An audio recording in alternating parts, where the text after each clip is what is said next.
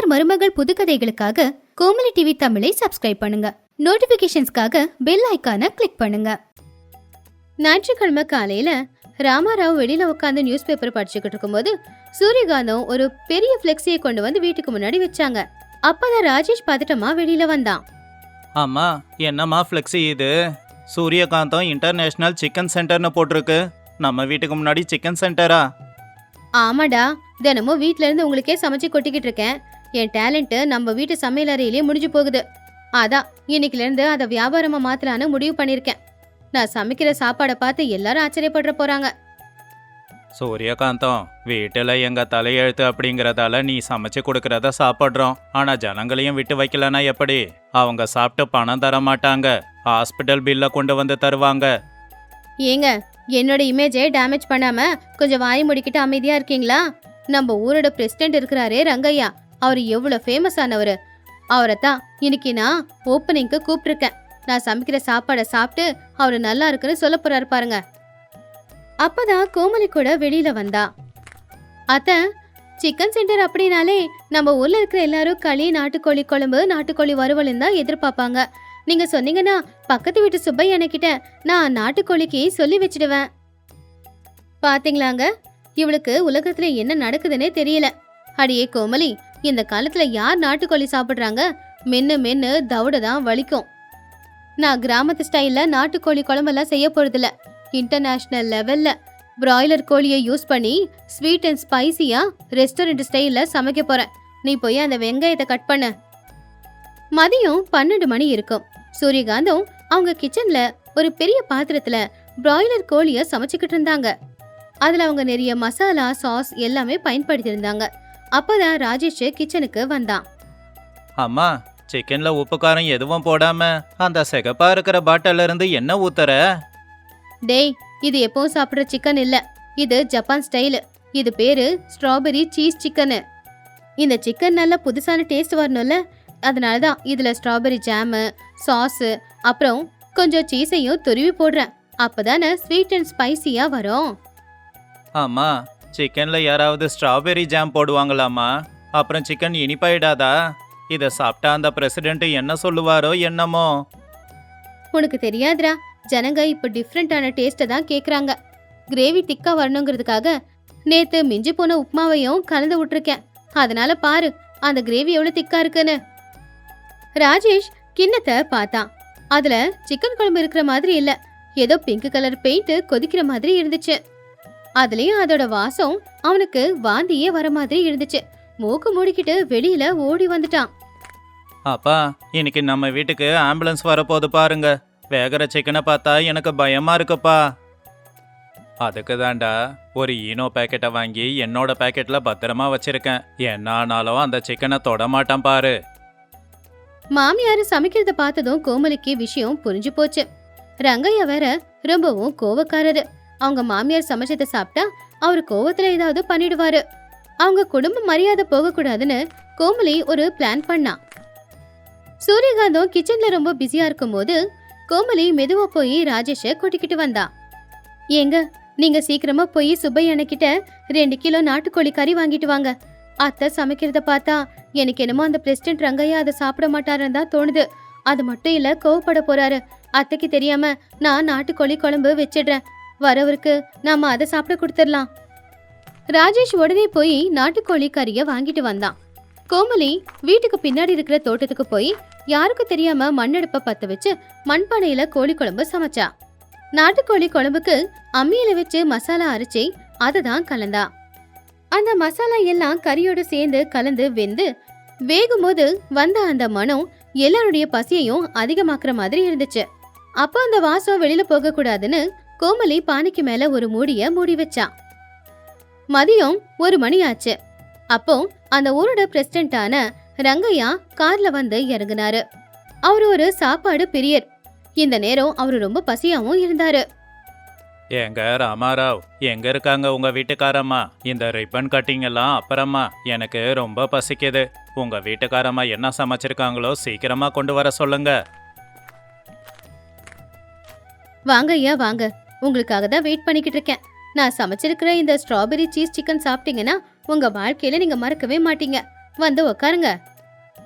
ரங்கையா வந்து சேர்ல உக்காந்தாரு. அப்ப சூரியகாந்த் சமையல் அறைக்குள்ள போய் அவங்க சமைச்ச அந்த பிங்க் கலர்ல இருக்கிற சிக்கனை கொண்டு வந்து வச்சாங்க. அது பார்க்கவே டிஃப்ரெண்டா இருந்துச்சு. ரங்கையா அதை பார்த்து ஒரு மாதிரி ஷாக் ஆனாரு. ஏன்னா இதுவரைக்கும் அப்படி ஒரு கலர்ல சிக்கன் அவரு பார்த்ததே இல்ல. என்னம்மா சூரியகாந்தம், சிக்கன் இப்படி ரோஸ் மில்க் மாதிரி பிங்க் கலர்ல இருக்கு, இதுல காரம் போடலையா? அதுதான் என் இன்டர்நேஷனல் சீக்ரெட்டுங்க. நீங்க டேஸ்ட் பண்ணி பாருங்க, அப்ப உங்களுக்கு தெரியும். ரங்கையாவும் சரின்னு சொல்லி அந்த பிங்க் சிக்கனையும் சாப்பாட்டையும் போட்டு கலந்து எடுத்து வாயில வச்சாரு. ராமாராவும் ராஜேஷும் மூச்சை இழுத்து பிடிச்சுக்கிட்டு பார்த்துட்டு இருந்தாங்க. பாவம் அந்த சிக்கனை சாப்பிட்டதுமே ரங்கையாவோட முகமே வாடி போச்சு. ஏன்னா அந்த ஸ்ட்ராபெரி ஜாம்ல இருக்கிற இனிப்பு, அது பிராய்லர் கோழி அப்படிங்கறதுனால அதுல இருக்கிற கவுச்சு மனம், இது எல்லாமே ரொம்ப கேவலமா இருந்துச்சு. ஐயோ, தண்ணி தண்ணி கொடுங்க சூரியகாந்தம்மா, என்னம்மா இது? பாவம் அவருக்கு ரொம்பவும் கோவம் வந்துருச்சு. சூரியகாந்தம், என்னம்மா இது? சிக்கனை சமைக்க சொன்னா ஜாம்ல சிக்கனை போட்டு கொதிக்க வச்சிருக்கியா? என் வாயை கெடுத்துட்ட. நல்ல பசியோட வந்த எனக்கு இப்படிப்பட்ட சாப்பாடை போட்டு என்ன அவமானப்படுத்த பாக்குறியா? அவ்வளோ தைரியமா உனக்கு? சூரியகாந்தத்துக்கு இதையுமே நின்னு போற மாதிரி ஆயிடுச்சு. ஏன்னா ரங்கையோட கோவம் எப்படிப்பட்டதுன்னு அவங்களுக்கு நல்லா தெரியும். ஐயோ, எதுக்கு கோவப்படுறீங்க? உக்காருங்க. இது வெளிநாட்டு சமையலுங்க. இங்கிலீஷ்காரங்க சமையல் இனிப்பா தானே இருக்கும்.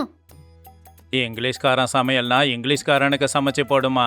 நான் உள்ளூர்காரன், எனக்கு காரசாரமா இருந்தாதான் பிடிக்கும். இப்படி இனிப்பான சிக்கனை கொடுத்து என் நாக்க கெடுத்துட்டியே. டேய், வண்டி எடுங்கடா, சீக்கிரமா கிளம்பலாம். சூரியகாந்தா முகத்தை உம்முன்னு வச்சுக்கிட்டு ராமராவ திரும்பி பார்த்தாங்க. அவரு நான் தான் அப்பவே சொன்னனே அப்படிங்கிற மாதிரி சொன்னாரு. ரங்கையா கார்ல ஏறி போலான்னு வரும்போது திடீர்னு எங்க இருந்தோ மணமணுக்கிற நாட்டுக்கோழி குழம்போட வாசம் அவர் மூக்குக்கு வந்துச்சு. அது வேற எங்க இருந்தும் வரல, அதுவும் சூரியகாந்தத்தோட வீட்டுக்குள்ள இருந்து தான் வந்துச்சு. அது வீட்டுக்கு பின்னாடி கோமலி சமைக்கிற நாட்டுக்கோழி குழம்போட வாசம். அந்த வாசமும் அந்த காட்டும் தான் காத்துல பரவி அங்க வந்துச்சு. அந்த வாசம் வந்த உடனேயே ரங்கையா கார்ல ஏறல. அடடடடா, டிரைவரு நிறுத்து நிறுத்து, காரை எடுக்காத. இங்க பாத்தியா, எங்க இருந்தோ நாட்டுக்கோழி குழம்பு வாசம் வருது. இது எங்க பாட்டி சமைக்கிற நாட்டுக்கோழி குழம்பு மாதிரி தான் இருக்கு. ஆனா இந்த வாசம் எங்க இருந்து வருதுன்னு தெரியலையே. சரியா அப்பதான் கோமலி கையில நாட்டுக்கோழி குழம்பு பானையை பிடிச்சுக்கிட்டு வெளியில வந்தா. ஐயா, ஒரு நிமிஷம் இருங்க. இப்ப எங்க அத்தை சமைச்சு கொடுத்தது சும்மா உங்களை பிராங்க் பண்றதுக்காக. ஆனா உண்மையிலேயே அவங்க சமைச்சது அது இல்ல. இதோ இந்த பானையில இருக்கே காரசாரமான நாட்டுக்கோழி குழம்பு, இதுதான் அவங்க சமைச்சது. அதை கேட்டு ரங்கையா சந்தோஷமா அந்த வாசத்துக்கே டெம்ட் ஆகி மறுபடியும் உள்ள வந்து உக்காந்தாரு. அப்போ கோமலி அவரு முன்னாடி ஒரு வாழை இலைய போட்டு சுட சுட சாப்பாடை பரிமாறி அந்த குழம்போட பானையோட மூடிய திறந்தான். அவ்வளவுதான், அந்த நாட்டுக்கோழி மனம் அவருக்கு பக்கத்திலேயே வந்துச்சு. அவருடைய பசி இன்னும் அதிகமாச்சு. அந்த குழம்பு பார்க்கும் போதே அவருக்கு வாயில எச்சில் ஊறுச்சு. ரங்கையா அந்த நாட்டுக்கோழி குழம்பு சாப்பாடு சாப்பிட்டு பார்த்தாரு. அவரு சாப்பிட்ட அடுத்த நொடியே அவருடைய முகத்துல ஒரு சந்தோஷம் தெளிவா தெரிஞ்சுது.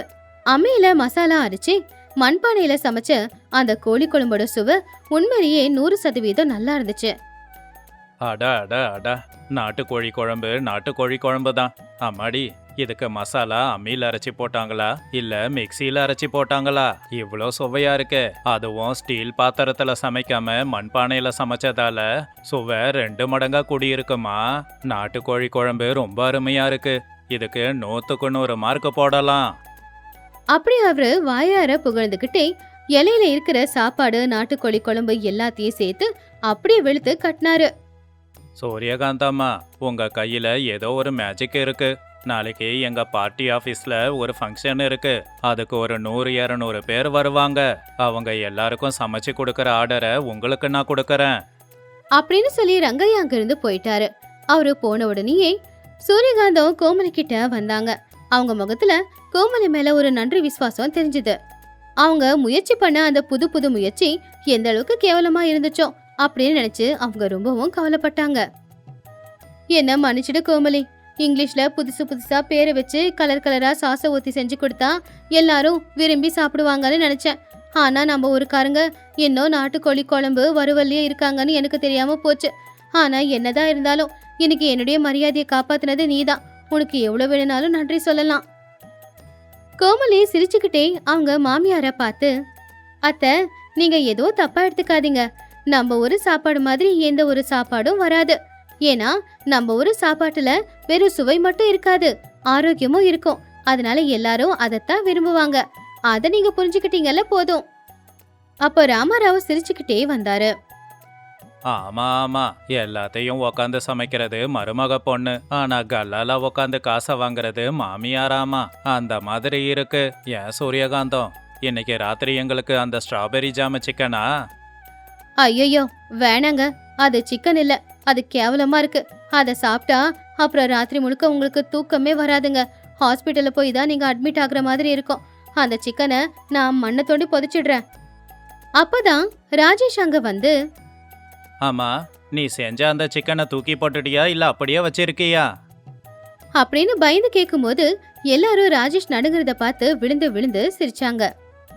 அன்னையில இருந்து சூரியகாந்தமும் கோமலியும் சேர்ந்து ஒரு சிக்கன் சென்டரை நடத்தினாங்க. கோமலியோட சுவைக்கு அந்த ஊர்ல இருக்கிற எல்லாருமே அடிமையாயி வியாபாரமும் நல்லபடியா நடந்துச்சு. சென்னையில மே மாசம் வெயில் ரொம்ப அதிகமா இருந்துச்சு. வெளியில வெயில் டிகிரி 48 தாண்டி போச்சு. சூரியகாந்தத்துடைய வீட்டுல பவர் கட்டுங்கிறதுனால ஏசி வேலை செய்யல. பாவம், அதனால சூரியகாந்தம் ரொம்ப அனல்ல உட்காந்துக்கிட்டு இருந்தாங்க. டேய் ராஜேஷ், என்னடா அனல் இது? காலையில இருந்து கரண்ட் இல்ல, ஒன்னும் இல்ல. இங்க என் உசுறு காத்தோட காத்தா கலக்குது. ஏதாவது ஒண்ணு பண்ணலாம்லடா. கோமலி, சீக்கிரமா போய் ஒரு ஐஸ் கட்டியை கொண்டு வா. என் தலையில வச்சுக்கிட்டா கொஞ்சம் சில்லுன்னு ஆகும். ராமாராவ் ஏதோ பழைய பத்திரங்களை தேடும் போது அவருக்கு ஒரு பத்திரம் கிடைச்சது. அத பார்த்து ரொம்ப சந்தோஷமா வந்தாரு. சூரியகாந்தம், ஒரு நல்ல செய்தி. எங்க ஊர்ல ஆத்துக்கு மத்தியில ஒரு பூமி ஒண்ணு இருக்கு. அது எங்க தாத்தா காலத்தை சேர்ந்தது. அந்த இடத்துக்கு 2 பக்கமும் 2 சின்ன சின்ன கால்வாயும் இருக்கு. சிட்டில இருந்து இருந்து போர் அடிக்குது. நாம எல்லாரும் சேர்ந்து ஏன் ஒரு வாரம் அங்க போய் தங்கிட்டு திரும்ப வரக்கூடாது? என்னது, ஆத்துக்கு நடுவுல இடமா? சரியா போச்சு. அப்ப அங்க பாம்பு, தவளை, கொசுக்கடி எல்லாம் இருக்கும். அங்க வந்து நான் என்ன பண்ண முடியும்? அங்க என்ன ஷாப்பிங் மாலா இருக்கு ஷாப்பிங் பண்றதுக்கு? அப்ப பெரிய மருமக, ஆமா அத்தை, அங்க கரண்ட்டும் இருக்காது, இன்டர்நெட் கனெக்ஷனும் இருக்காது. அப்புறம் என் இன்ஸ்டா ஃபாலோவர்ஸ்க்கு நான் எப்படி ஸ்டோரி போடுவேன் சொல்லுங்க? அப்படின்னு சொன்னப்ப 2வது மருமக கமலா, ஆமா அத்தை, அங்க வெயில் அதிகமா இருந்தா என் மேக்கப்பும் கலைஞ்சு போயிடும். நானும் வரல. என்னடி, உங்களுக்கு இவ்ளோ சோம்பேறித்தனமா? நான் வரமாட்டேன்னு சொன்னேன், அது என்னோட விருப்பம். ஆனா உங்களுக்கு என்ன? அந்த பூமி இருக்கா இல்லையான்னு பார்த்து, இருந்துச்சுன்னா அதை வித்து அதுல பட்டுப்படவையும் நகையும் நான் வாங்கலான்னு இருக்கேன். டே ராஜேஷ், வண்டி ஏடுறா. எல்லாரும் அந்த பூமி இருக்கான்னு பார்த்துட்டு வந்துடலாம். அங்க என் 3 மருமகளுங்களுக்கும் ஒரு வேலை வேற இருக்கு. கோமலி சிரிச்சுக்கிட்டே இது ஒரு நல்ல வாய்ப்பா நினைச்சு சீக்கிரமா பேக்கிங்லாம் பண்ணிட்டா. எல்லாருமே கார்ல அந்த இடத்துக்கு போய் சேர்ந்தாங்க. அந்த இடம் ரொம்ப அழகா இருந்துச்சு. இந்த பக்கம் ஒரு கால்வாய், அந்த பக்கம் ஒரு கால்வாய். அங்க காத்து ரொம்ப சில்லுன்னு வீசிக்கிட்டு இருந்துச்சு. சிட்டில இருக்கிற வெயிலுக்கு இங்க அந்த காத்து அவங்களுக்கு சுகமா இருந்துச்சு. இடம் நல்லாதான் இருக்கு. ஆனா என்னங்க இது, ஏதோ காடு மாதிரி இருக்கு. இங்க இருக்கிற இந்த மரம், இந்த செடி கொடி எல்லாம் வெட்டுறதுக்கே எனக்கு 1 லட்சம் ரூபாய் தேவைப்படுமே. இந்த இடத்த யாரு வாங்குவாங்க? Waste of the time. அத்தை, தண்ணி நல்லபடியா இருக்கிற இந்த பூமி என்னைக்குமே வீணா போகாது. அந்த மண்ணும் நல்ல மண்ணு. அதுல நாம நினைச்சா என்ன வேணும்னாலும் பயிரிடலாம். அப்படியா? உனக்கு விவசாயத்து மேல அவ்வளவு இன்ட்ரெஸ்ட் இருக்கா? சரி, அப்படின்னா உனக்கு கேளுங்க. இந்த பூமி ஒரு 3 ஏக்கர் இருக்குமா? நாம ஒரு வாரம் இங்க இருப்போம். உங்க 3 பேருக்கும் ஒவ்வொரு ஏக்கரா பிரிச்சு கொடுக்கறேன். இங்க இருக்கிற தண்ணிய பயன்படுத்திக்கிட்டு நீங்க 3 பேரும் உங்களால என்ன முடியுமோ அந்த விவசாயத்தை செஞ்சு காட்டுங்க. எது, விவசாயமா? என்னால முடியாது. இரு விமலா, யாரு நல்லபடியா விளைச்சு எடுக்கிறீங்களோ அவங்களுக்கு நான் புதுசா வாங்க போற பட்டு புடவை, 1 லட்சம் ரூபாய், அப்புறம் என் கழுத்துல இருக்க தங்க நெக்லஸ், இத பரிசா கொடுப்பேன். அது கேட்டதும் விமலா கமலா 2 பேருமே ரொம்ப சந்தோஷப்பட்டாங்க. ஏன்னா 1 லட்சம் ரூபாய், அந்த நெக்லஸ் 2 சொந்தமான நல்லா இருக்குன்னு உங்களுக்கு தோணுச்சு. சூரியகாந்தம், போட்டி என்னமோ நல்லா தான் இருக்கு. ஆனா இவங்களுக்கு ஒரு வாரம் அவகாசம் கொடு. அவங்க அவங்களுக்கு கொடுத்த பூமியில எதை விளைய வைக்கிறாங்கன்னு பார்க்கலாம். போட்டி தொடங்குச்சு. 3 மருமகளும் அவங்கவுங்க இடத்த எடுத்துக்கிட்டாங்க. 1 ஏக்கர் பூமிய பெரிய மருமக விமலா எடுத்துக்கிட்டா. அவளுக்கு கஷ்டப்படுறதுனா கொஞ்சம் கூட பிடிக்காது. ஏன்னா கஷ்டப்பட்டு உழைச்சா மேக்கப் கலைஞ்சிரும் அப்படிங்கிற பயம் அவளுக்கு. அதனால அங்க ஏற்கனவே இருக்கிற மாமரம், வாழை மரம், திராட்சை கொடி இது எல்லாத்தையுமே அவளுக்கு சாதகமா அவ எடுத்துக்கிட்டா. ஹம் எதுக்காக தேவையில்லாம வெயில கஷ்டப்படணும்? அதான் இங்க இவ்ளோ பழம் காய்க்கிற மரங்கள் இருக்கே. இத சுத்தி இருக்கிற செடியெல்லாம் புடுங்கி போட்டு சுத்தில ஒரு வேலிய போட்டுட்டு ஒரு போர்டும் வச்சிடுறேன். விமலா இம்போர்ட்டட் ஃப்ரூட்னு சொல்லி அப்போ லாபமும் கிடைக்கும், கஷ்டப்பட வேண்டிய அவசியமும் இல்ல. விமலா நினைச்ச மாதிரியே செஞ்சா. பழங்களை எல்லாத்தையுமே பறிச்சு ஒரு கூடையில அழகா வச்சா. அத ஒரு டேபிள்ல வச்சுக்கிட்டு அங்க ஒரு சேர்ல உட்காந்துக்கிட்டு ஹெட்செட்ட காதுல போட்டுக்கிட்டு இன்ஸ்டாகிராம்ல உட்காந்துக்கிட்டு ரீல்ஸ பாத்துக்கிட்டு இருந்தா. ஆனா கால்வாய்க்கு அந்த பக்கத்துல இருக்கிற ஒரு பெரிய குரங்கு கூட்டத்துக்கு அந்த மாம்பழ வாசம் வந்துச்சு. மாம்பழ வாசம் வந்த உடனே அதுங்க எல்லாம் இந்த கரைக்கு வந்துச்சு. விமலா கண்ணு மூடிக்கிட்டு பாட்டு கேட்டுக்கிட்டு இருக்கும்போது ஒரு குரங்கு வந்து அவன் முன்னாடி வச்சிருந்த அந்த பழங்களை பார்த்து அந்த மாம்பழத்தையே சாப்பிட்டுக்கிட்டு போன்ல இருந்து வர பாட்டையும் கேட்டுக்கிட்டு இருந்துச்சு. விமலா கண்ணு திறந்து பார்த்தா குரங்கு அவன் முன்னாடி, அதாவது அவ பக்கத்திலே உக்காந்துக்கிட்டு பல்ல காட்டி சிரிச்சுக்கிட்டு இருந்துச்சு. கடவுளே, குரங்கு அத்தை, இந்த குரங்கு என்ன கடிக்க பாக்குது, என் பழம் எல்லாத்தையுமே சாப்பிடுது அப்படின்னு சொல்லி அங்கிருந்து ஓடியே வந்துட்டான். அப்படி விமலா ஆரம்பிச்ச பழ வியாபாரம் ஒரே நாள்ல ஃபிளாப் ஆயிடுச்சு. 2வது ஏக்கர் பூமிய கமலா எடுத்துக்கிட்டா. அவ விமலாவை விட கொஞ்சம் கஷ்டப்பட்டு உழைக்கணும்னு நினைச்சா. நான் நெல்ல பயிரிடுறேன், அரிசிக்கு மார்க்கெட்ல நிறைய டிமாண்ட் இருக்கு, டிவில பாத்திருக்கேன் நெல்ல எப்படி நடுறதுன்னு அப்படின்னு நினைச்சு வேலைக்காரங்களை வச்சு அந்த கால்வாய் தண்ணிய அவனுடைய வயலுக்கு வர மாதிரி செஞ்சா. இப்போ தரையெல்லாம் சேரா இருக்கும்போது கமலா அவளுடைய பட்டுப்புடவையை எடுத்து சொருவிக்கிட்டு கையில நாத்தை வச்சுக்கிட்டு நடுறதுக்காக வந்தா. கையில ஸ்டைலா அந்த நாத்தை வச்சுக்கிட்டு ஸ்டைலா நடந்து சேத்துல கால் கொண்டு வந்து வச்சா. ஆனா அந்த சேரு ரொம்ப வலுவலுன்னு இருந்துச்சு. கமலாவுக்கு பேலன்ஸ் கிடைக்காம சேத்துல கால் வச்ச உடனே வழுக்கி அப்படியே அந்த சேத்து தண்ணியில விழுந்துட்டா. எழுந்துச்சு பாக்கும்போது அவ முகத்துல போட்டிருந்த மேக்கப்க்கு பதிலா இப்ப முகம் முழுக்க சேருதான் இருந்துச்சு. அவ கட்டிக்கிட்டு வந்த பட்டு புடவையில கூட சேரு ஒட்டிக்கிட்டு இருந்துச்சு. அப்பதான் அந்த சேத்து தண்ணியில இருந்த ஒரு பச்சை நிற தவளை எகிரி வந்து அவ தலை மேல வந்து உக்காந்துக்குச்சு. ஐயோ, என் மேக்கப் போச்சு, என் தலைக்கு மேல இந்த தவக்குல உக்காந்துக்கிட்டு முடிய கலக்குது. ஐயோ அத்தை, எனக்கு காப்பாத்துங்க, எனக்கு ரொம்ப பயமா இருக்குத்த அப்படின்னு சொல்லி பயந்து ஓடி போய் சூரியகாந்தத்துக்கு முன்னாடி நின்னா கமலா. என்ன கமலா இது, நெல்லு பயிரிடுறேன்னு சொல்லி இப்படி உடம்பெல்லாம் சேத்த பூசிக்கிட்டு வந்து நின்னுக்கிட்டு இருக்க? என் பட்டுப்படுவையெல்லாம் வீணா போச்சா? போய் குளிச்சுட்டு வாப்போ. இப்போ எல்லாருடைய பார்வையும் 3வது மருமகளான கோமலி மேலதான் இருந்துச்சு. ஆனா கோமலி பூமியில எதுவும் விளைய வைக்கல. அவளுடைய யோசனை ரொம்ப டிஃப்ரெண்டா இருந்துச்சு. அவ அந்த 2 கால்வாயையும் பார்த்தா. கால்வாயில தண்ணி ரொம்ப அதிகமா இருந்துச்சு. பூமியில ஏதாவது பயிரிட்டா புழு, பூச்சி, குரங்கு ஏதாவது வந்து பயிரை வீணாக்கிடும் அப்படின்னு நினைச்சா. பூமியில ஏதாவது பயிரிட்டோம்னா அது சரியா வளருமானு தெரியல, அதே நேரம் அதுக்கு சரியான நீர் கிடைக்குமானு தெரியல. அதான் பேசாம இந்த தண்ணிக்கு மேலேயே ஏதாவது விவசாயம் செய்யலான்னு நினைக்கிறேனா. ராஜேஷோட உதவியால கோமலி காட்டுல கிடைக்கிற நிறைய மூங்கில் மரத்தை வெட்டி அந்த மூங்கில் கொம்பை வச்சு அவ ஒரு தெப்பத்தை ஏற்பாடு பண்ணா. ஒன்னோடு ஒண்ணு கட்டி அந்த தெப்பம் ரொம்ப ஸ்ட்ராங்கா இருந்துச்சு. அந்த தெப்பத்து மேல நல்ல சத்தான மண்ணா போட்டு அதுல நிறைய காய்கறிகளுடைய விதைய 2 பேரும் சேர்ந்து தூவி விட்டாங்க. ஆத்துல அந்த தண்ணியோட ஈரம் இருந்துகிட்டே இருக்கிறதுனால செடிங்க எல்லாம் வேகமா வளர்ந்துச்சு. அதுல நிறைய காய்கறிகளும் வேகமா விட ஆரம்பிச்சுது. இப்ப அந்த பயிருக்கு தண்ணி ஊத்த வேண்டிய அவசியமும் இல்ல. தண்ணிக்கு மேல இருக்கிறதுனால குரங்கு, புழு, பூச்சியோட கஷ்டமும் இல்ல. 5 நாள்ல விதைங்க எல்லாம் நல்லபடியா முளைச்சு செடிங்க வளர்ந்து அதுல பலவிதமான காய்கறிகள் நல்லபடியா காய்க்க ஆரம்பிச்சுது. அது பாக்குறதுக்கு ரொம்ப கலர்ஃபுல்லாவும் இருந்துச்சு. சரியா ஒரு வாரத்துக்கு அப்புறம் சூரியகாந்தம், ராமாராவ் 2 பேருமே மருமகளோட விவசாயம் எப்படி இருக்குன்னு பார்க்க வந்தாங்க. அவங்க கூடவே சிட்டில இருந்து ராமாராவுடைய தங்கச்சியான சாந்தமாவும் வந்திருந்தாங்க. அவங்க எப்பவுமே சூரியகாந்தத்தை மட்டம் தட்டி அவங்கள பத்தி தான் பெருமையா பேசிக்கிட்டு இருப்பாங்க. என்ன நீ இது, சிட்டில ஏசி எல்லாத்தையும் விட்டுட்டு உன் மருமகளுங்க இந்த காட்டுல வந்து என்ன செஞ்சுக்கிட்டு இருக்காங்க? என் மருமகளுங்க சிட்டில ஏசி ரூம்ல உட்காந்து வேலை பாக்குறாங்க. சரி சரி, உன் மருமகளுங்க என்ன பண்ணிருக்காங்கன்னு பாக்கலாம் வா. உனக்கு தெரியாது சாந்தம்மா, என் மருமகளோட திறமை என்னன்னு. முதல்ல என் பெரிய மருமக விமலா கிட்ட போலாம் வாங்க. எல்லாரும் தோட்டத்துக்கு போனாங்க. அங்க விமலா இல்ல, தோட்டம் முழுக்க குரங்குதான் இருந்துச்சு. ஓ, உன் பெரிய மருமக குரங்குங்களுக்கு பழம் வித்துக்கிட்டு இருக்கா போலயே. நல்லா இருக்கு. இந்த புது டெக்னிக்க அவ எங்க இருந்து கத்துக்கிட்டான்னு சொல்லு. அது கேட்ட சூரியகாந்தம் ரொம்பவும் வருத்தத்தோட, வா ரெண்டாவது மருமக கமலா என்ன பண்றான்னு பாக்கலாம் அப்படின்னு சொல்லி ரெண்டாவது மருமக கமலா கிட்ட போனா, அவ சேத்துக்கு வெளியில நின்னுக்கிட்டு குச்சியை வச்சு அந்த சேத்தை கிளறிக்கிட்டு இருந்தா. அங்க நெல்லு வரல, அதுக்கு பதிலா வெறும் சேரு தான் இருந்துச்சு. அடாடாடா, என்ன நீ உன் மருமக குச்சியை வச்சு ஏதோ விவசாயம் பண்ணிக்கிட்டு இருக்கா? நெல்லுன்னு சொன்ன, அங்க சேரு தவிர எதுவும் இல்ல. பரவாயில்ல, இந்த டெக்னிக்கும் ரொம்ப புதுசா தான் இருக்கு. அதை கேட்டு சூரியகாந்தத்துக்கு உண்மையிலேயே ரொம்ப கோவம் வந்துருச்சு. அதுவும் தன் நாத்தினார் முன்னாடி அவங்க கௌரவம் போறது அவங்களுக்கு சுத்தமா பிடிக்கவே இல்ல.